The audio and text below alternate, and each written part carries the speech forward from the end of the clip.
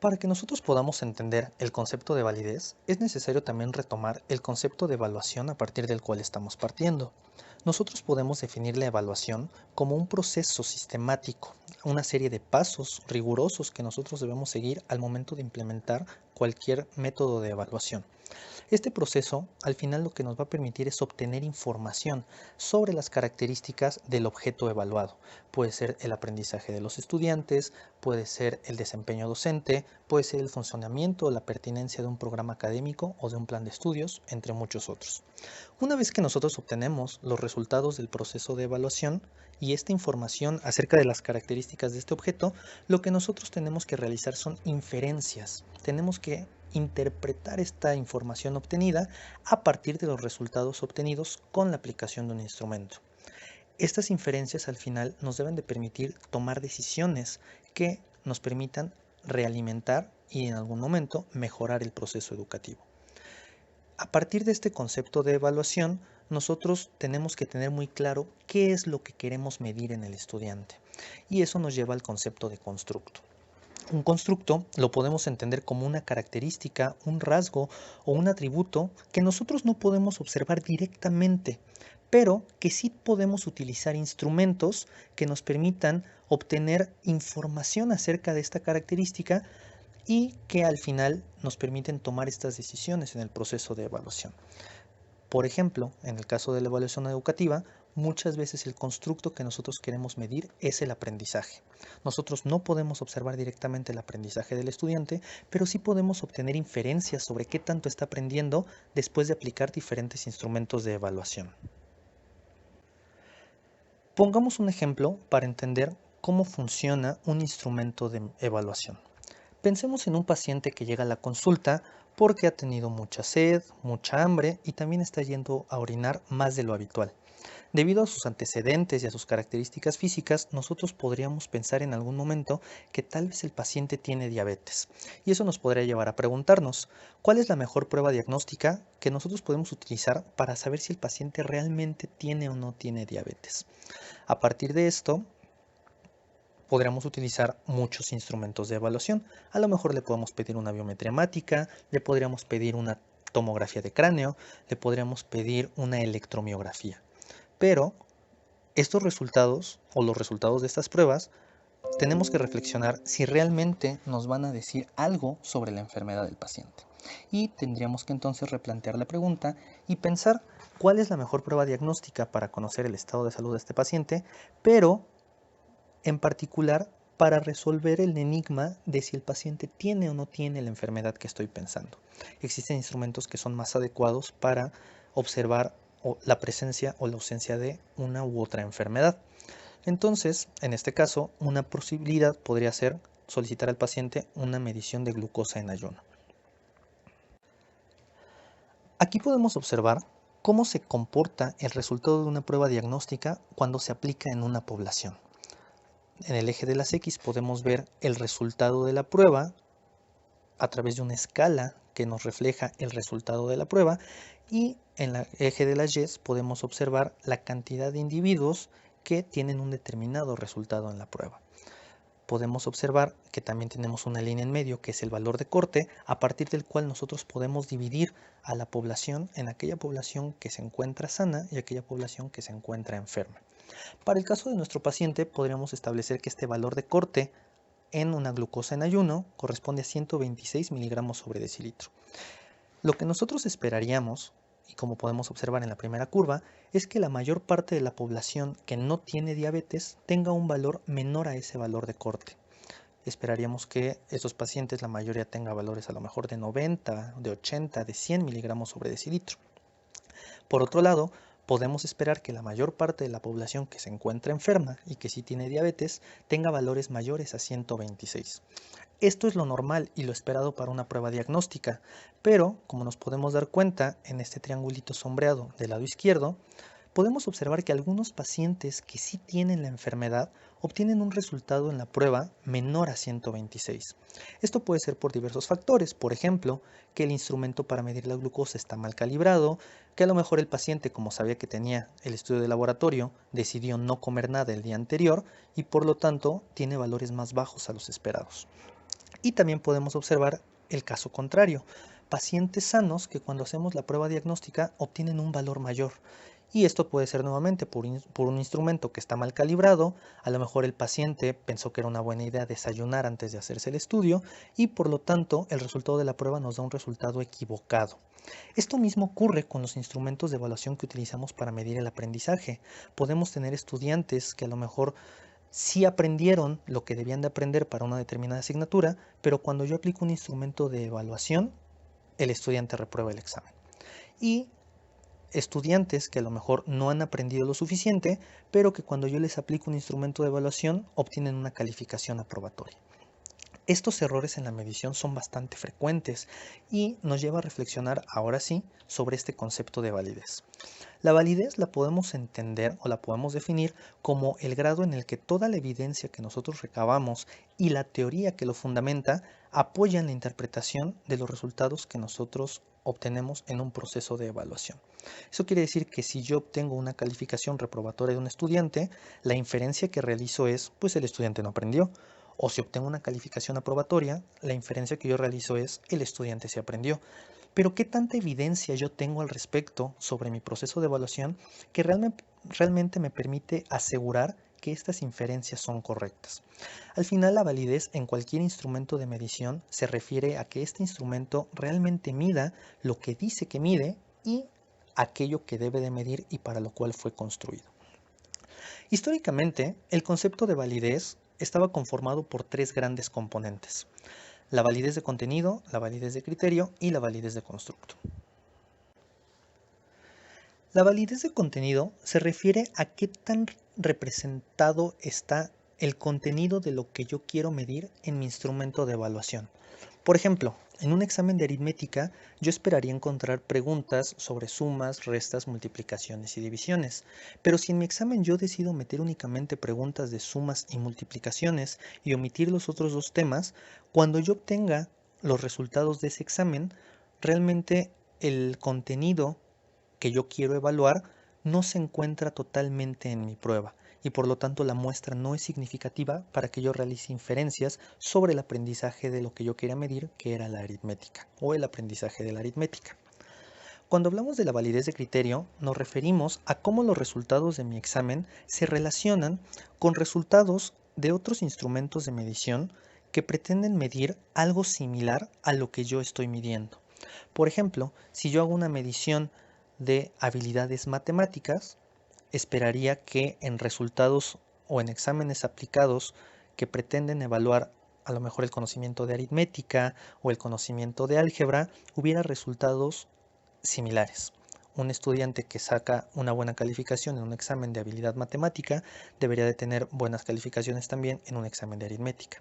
O simplemente en el aula, un estudiante que obtiene muy buenos resultados en las tareas y actividades que yo dejo en el aula como profesor, esperaría que también su desempeño en un examen de opción múltiple o en un examen de otras características también fuera similar.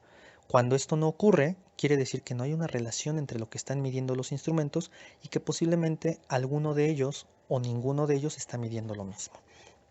El concepto de validez de constructo tiene un enfoque un poco más psicológico y se refiere a cómo la teoría fundamenta las interpretaciones y las relaciones que yo hago con los instrumentos de evaluación al medir esta característica del individuo que pretendo medir con el proceso de evaluación.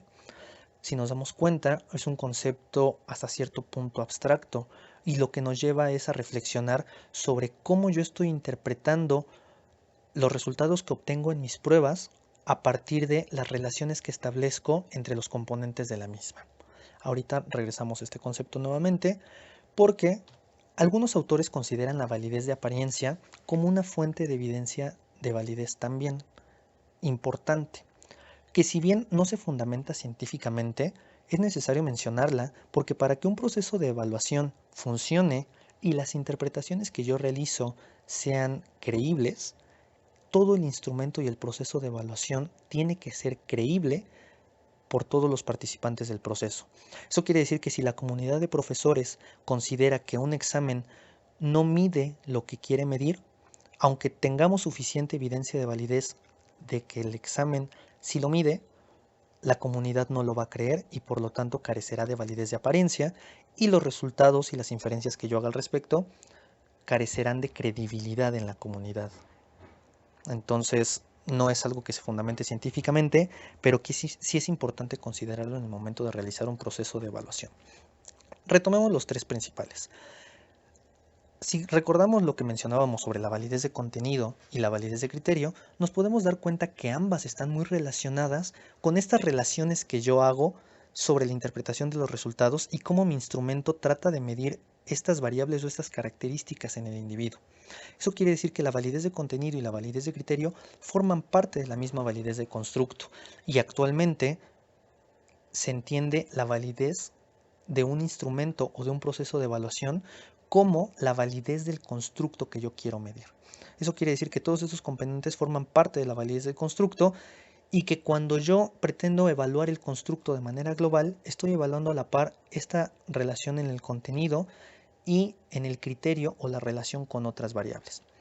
El concepto actual de validez se propone en 1994 por Samuel Messick, pero diferentes autores han retomado esta propuesta de la validez de constructo para definir cómo se realiza la evaluación de manera adecuada. Los estándares para la evaluación educativa y psicológica son uno de los principales referentes internacionales en cuanto a procesos de evaluación, y son ellos quienes proponen, junto con Messick, quien genera la propuesta, que las fuentes de evidencia de validez son 5 y que están relacionadas con el contenido de la prueba, con el proceso de respuesta, con la estructura interna de la prueba, con la relación que este examen tiene o los resultados de esta evaluación tienen con otras variables, y con las consecuencias que tiene el proceso de evaluación para los. Hola compañeros, vamos a continuar con la revisión de los temas programados para esta sesión. En esta ocasión hablaremos sobre el tema número 3, que corresponde al tema de validez. Y este tema es tal vez la esencia de todo este taller, ya que las diferentes fuentes de evidencia de validez las estaremos analizando a lo largo de todas las sesiones, y entenderemos cómo estas fuentes de evidencia pueden en algún momento no ser recabadas de manera adecuada o ser utilizadas de la manera errónea, y por lo tanto interpretar de manera equivocada los resultados de cualquier proceso de evaluación. Estaremos abordando un poquito sobre cómo ha ido evolucionando históricamente este concepto. Nos adentraremos en entender cuáles son estas fuentes de evidencia de validez, y en las siguientes sesiones entraremos un poquito más a detalle en cada una de ellas. Para que nosotros podamos entender el concepto de validez, es necesario también retomar el concepto de evaluación a partir del cual estamos partiendo. Nosotros podemos definir la evaluación como un proceso sistemático, una serie de pasos rigurosos que nosotros debemos seguir al momento de implementar cualquier método de evaluación. Este proceso, al final, lo que nos va a permitir es obtener información sobre las características del objeto evaluado. Puede ser el aprendizaje de los estudiantes, puede ser el desempeño docente, puede ser el funcionamiento o la pertinencia de un programa académico o de un plan de estudios, entre muchos otros. Una vez que nosotros obtenemos los resultados del proceso de evaluación y esta información acerca de las características de este objeto, lo que nosotros tenemos que realizar son inferencias. Tenemos que interpretar esta información obtenida a partir de los resultados obtenidos con la aplicación de un instrumento. Estas inferencias al final nos deben de permitir tomar decisiones que nos permitan realimentar y en algún momento mejorar el proceso educativo. A partir de este concepto de evaluación, nosotros tenemos que tener muy claro qué es lo que queremos medir en el estudiante, y eso nos lleva al concepto de constructo. Un constructo lo podemos entender como una característica, un rasgo o un atributo que nosotros no podemos observar directamente, pero que sí podemos utilizar instrumentos que nos permitan obtener información acerca de esta característica y que al final nos permiten tomar estas decisiones en el proceso de evaluación. Por ejemplo, en el caso de la evaluación educativa, muchas veces el constructo que nosotros queremos medir es el aprendizaje. Nosotros no podemos observar directamente el aprendizaje del estudiante, pero sí podemos obtener inferencias sobre qué tanto está aprendiendo después de aplicar diferentes instrumentos de evaluación. Pongamos un ejemplo para entender cómo funciona un instrumento de evaluación. Pensemos en un paciente que llega a la consulta porque ha tenido mucha sed, mucha hambre y también está yendo a orinar más de lo habitual. Debido a sus antecedentes y a sus características físicas, nosotros podríamos pensar en algún momento que tal vez el paciente tiene diabetes. Y eso nos podría llevar a preguntarnos, ¿cuál es la mejor prueba diagnóstica que nosotros podemos utilizar para saber si el paciente realmente tiene o no tiene diabetes? A partir de esto, podríamos utilizar muchos instrumentos de evaluación. A lo mejor le podemos pedir una biometría hemática, le podríamos pedir una tomografía de cráneo, le podríamos pedir una electromiografía. Pero estos resultados o los resultados de estas pruebas tenemos que reflexionar si realmente nos van a decir algo sobre la enfermedad del paciente. Y tendríamos que entonces replantear la pregunta y pensar cuál es la mejor prueba diagnóstica para conocer el estado de salud de este paciente, pero en particular para resolver el enigma de si el paciente tiene o no tiene la enfermedad que estoy pensando. Existen instrumentos que son más adecuados para observar la presencia o la ausencia de una u otra enfermedad. Entonces, en este caso, una posibilidad podría ser solicitar al paciente una medición de glucosa en ayuno. Aquí podemos observar cómo se comporta el resultado de una prueba diagnóstica cuando se aplica en una población. En el eje de las X podemos ver el resultado de la prueba a través de una escala que nos refleja el resultado de la prueba, y en el eje de las Y podemos observar la cantidad de individuos que tienen un determinado resultado en la prueba. Podemos observar que también tenemos una línea en medio que es el valor de corte, a partir del cual nosotros podemos dividir a la población en aquella población que se encuentra sana y aquella población que se encuentra enferma. Para el caso de nuestro paciente, podríamos establecer que este valor de corte en una glucosa en ayuno corresponde a 126 miligramos sobre decilitro. Lo que nosotros esperaríamos, y como podemos observar en la primera curva, es que la mayor parte de la población que no tiene diabetes tenga un valor menor a ese valor de corte. Esperaríamos que estos pacientes, la mayoría tenga valores a lo mejor de 90, de 80, de 100 miligramos sobre decilitro. Por otro lado, podemos esperar que la mayor parte de la población que se encuentra enferma y que sí tiene diabetes tenga valores mayores a 126. Esto es lo normal y lo esperado para una prueba diagnóstica, pero como nos podemos dar cuenta en este triangulito sombreado del lado izquierdo, podemos observar que algunos pacientes que sí tienen la enfermedad obtienen un resultado en la prueba menor a 126. Esto puede ser por diversos factores, por ejemplo, que el instrumento para medir la glucosa está mal calibrado, que a lo mejor el paciente, como sabía que tenía el estudio de laboratorio, decidió no comer nada el día anterior y por lo tanto tiene valores más bajos a los esperados. Y también podemos observar el caso contrario, pacientes sanos que cuando hacemos la prueba diagnóstica obtienen un valor mayor. Y esto puede ser nuevamente por un instrumento que está mal calibrado, a lo mejor el paciente pensó que era una buena idea desayunar antes de hacerse el estudio y por lo tanto el resultado de la prueba nos da un resultado equivocado. Esto mismo ocurre con los instrumentos de evaluación que utilizamos para medir el aprendizaje. Podemos tener estudiantes que a lo mejor sí aprendieron lo que debían de aprender para una determinada asignatura, pero cuando yo aplico un instrumento de evaluación, el estudiante reprueba el examen. Y estudiantes que a lo mejor no han aprendido lo suficiente, pero que cuando yo les aplico un instrumento de evaluación obtienen una calificación aprobatoria.